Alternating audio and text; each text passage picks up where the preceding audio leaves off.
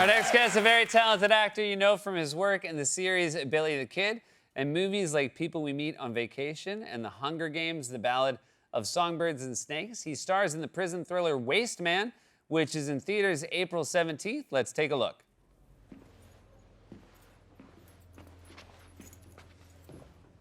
Cell search.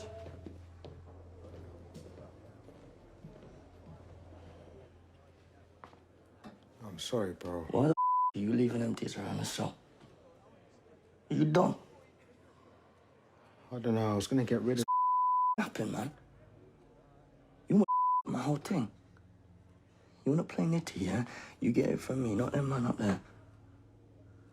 We're getting done for that. I'm sorry. Don't say sorry. I don't give a about hearing sorry. Just don't do it again, yeah?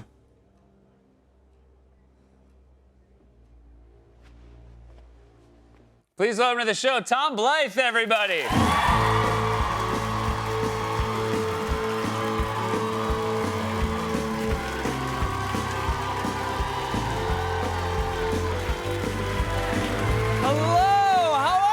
I'm very well, thank you for having me. You're so much nicer backstage than you were in that clip. I keep hearing that. Yeah. It's very menacing. It's a menacing performance. I'm glad. Yeah, I mean, my mum keeps saying that was what I was like when I was a teenager, so, you know. Everybody's like, that's not you at all. And your mom's like, actually. Like, you should have seen him a few years ago. Yeah. Exactly. I will say, and I don't know what it says about me, I love a prison thriller. I think it's a fantastic setting for a movie. I think the tension runs really high. And this is a great concept for a film. So you're basically a new cellmate of someone who's about to get paroled. Yeah, the amazing David Johnson, who is an incredible actor and a good friend of mine, plays a guy who's about to get out of prison, has kind of been trying to stay on the straight and narrow, and then I come in, D, to basically ruin his life. Yeah. And yeah, kind of, it's kind of a messed up like story of brotherhood and also about a system that is very flawed. Yeah. Did you guys know each other before this? We did a little bit, yeah. We go back a couple of years and we were always looking for something to work on together, and then this came along and we were like, this is a no-brainer. What is the prep you do for a film where you play a menacing a prisoner? In an ideal world, we were kind of hoping that we'd get like a Tom Hardy and Bronson kind of timeline to like, you know, get enormous and do all that sort of thing. And, right. You know, get in the gym with a Hollywood trainer and all that sort of thing. But in reality, it was a small indie film, small budget, and I had like 3 They were like, weeks. we can give you 3 yoga VHS tapes. Basically, yeah. I was just doing like, no, it was a lot of like eating burgers, eating steaks, and just salty food to try and kind of like bloat up, and then lots of like push-ups and. Very scrappy production. We were talking as well about the fact you shot at a like old decommissioned prison. Yeah. And is it true that you actually got an injury on the set? I got a couple, minor, but there's a, spoiler alert, there's like there's a big riot scene where D basically comes back with a vengeance, and the riot squad gets brought in to kind of... I wouldn't say that's a spoiler alert. I'd be like, thank goodness. Because when I see, if there's not a riot, I feel like I've been ripped off. I mean, it's kind of like a quintessential prison drama, like staple. But yeah, D basically loses his mind and goes 1 against like 12, and a lot of the blood you see is my actual blood because, you know, when you see it, like I throw my head up against like the riot shields and I busted my lip and I cut my hand and. So it seems like it's more your fault than theirs. Yeah, I want to blame the production, but there's no lawsuit here. Okay. If anything, they're thrilled to be watching this. They're like, oh, thank God. Just give that to the lawyer. Yeah, exactly. They'll be suing me next week. It is, I feel like every time you see sort of like one of these authentic prison movies, it's shocking what they actually can get into the cells. It's incredible. I mean, we had some consultants who a lot of them were ex-prisoners. And so anytime we weren't sure if something was authentic, we'd look to them and be like, is this real? And a lot of the stuff that we had access to were like video game consoles, like all kinds of shoes and sneakers and every array of chocolate bar you've ever seen in your life.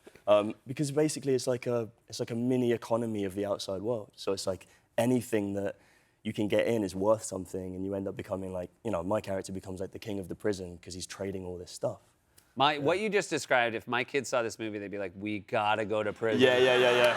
And they have everything mom won't let us have. I mean, it's funny you mention that because growing up, like a lot of kids I've learned used to buy candy, as we call it here. Yeah. Candy at a candy store on the way to school. What do you with call it there? Sweets. Okay, gotcha. Call it Thank you. sweets. Yeah. But I'm translating in real time for you guys. Yeah. You know, you go to the sweet shop or the candy store. Yeah. Now I'm having to speak in two languages.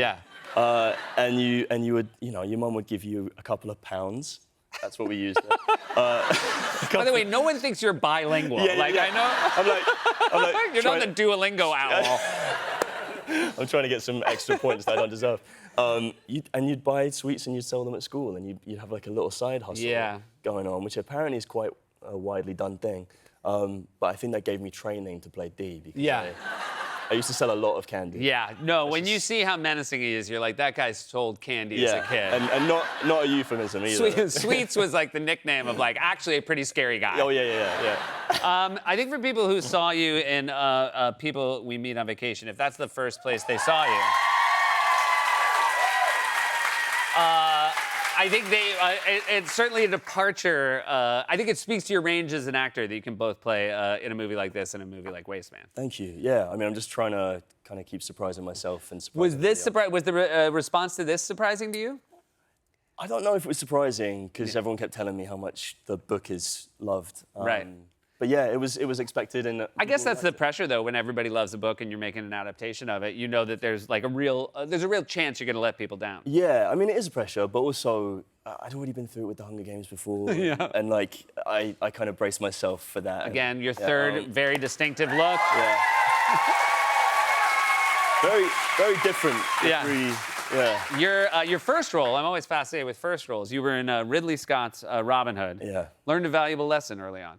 I got cut from the film. Yeah. Yeah, more or less. I mean, I'm in it in like a mask and my Hobbit feet. Yeah. But apart from that, you can barely tell it's me. And when did you find out you weren't in it? I think seeing it. Yeah. Yeah, it was me and a few other boys who played the feral children, and Yeah. we went in, you know, expecting to see ourselves, and we did not see ourselves. Had you oversold it to your schoolmates? No, but they all knew because I had this shaved head for like months, and they all thought I was like going through some stuff. Yeah. And they were like, "Why are you looking like this?" And I was like, "I'm an actor," and they didn't believe me. Yeah. But yeah, they were disappointed.